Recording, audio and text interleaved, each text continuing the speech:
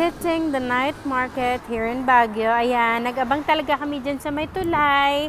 Mga 8:45, andyan na kami sa tulay kasi 9 o'clock nag-start yung kanilang night market. 9 p.m. to 2 a.m. in the morning. So, ayan, inabangan namin talaga sila kasi ang cute nila tignan, guys. Tingnan nyo. Sabay-sabay sila naglatag. O, diba? Ang cute. Ang gandang tignan. Okay, so ito na. Nag-try na kami ng mga paninda. Anyways, yung night market nila sa mga pagkain is maaga ito sila nag-start. Yung sa mga ukay-ukay, yung 9 p.m. nag-start.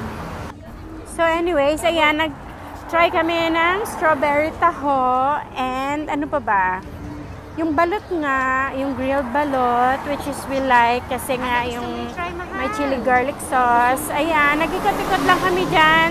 And nagtitingin-tingin ng mga pagkain pwede tikman. But ang ending, sa karinderya pa rin kami kumain kasi parang wala kaming makitang nice spot to eat there. Kasi napakaraming tao, tsaka gusto ni Mahal ng sabaw kasi nga malamig.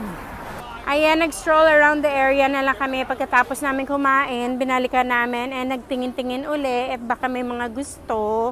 Anyways, ayan, ang daming tao kasi nga Saturday night ito. So, expected na dadagsa talaga yung mga tao na maraming mga turista. So, ayan, ready naman sila kasi loaded ang kanilang mga paninda and marami silang stocks. Ayan. So, nag-ukay-ukay na rin kami and binili na ako ni Mahal ng sapatos. Nag-twinning kami sa sapatos.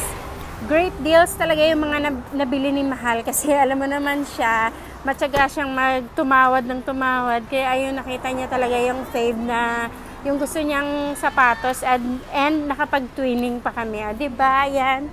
Enjoying the Baguio. Ayan. Ang daming mga tao. Well, anyways, blessed talaga nung mga pumunta kami dito kasi hindi talaga umulan. Napaka-great weather to explore Baguio. Kasi hindi namin na-experience yung ulan talaga. Anyways, yung lamig, it was very perfect. No wonder na talagang maraming pumupunta dito kasi ang dami mo talagang may explore sa Baguio. Napakaganda ng lugar nila and ng mga tourist spots. It's very Instagrammable. So kayo din guys, bisitahin nyo na yung Baguio. Ihanda nyo lang ang inyong bulsa kasi medyo magastos talaga dito. Although talagang sulit naman yung experience.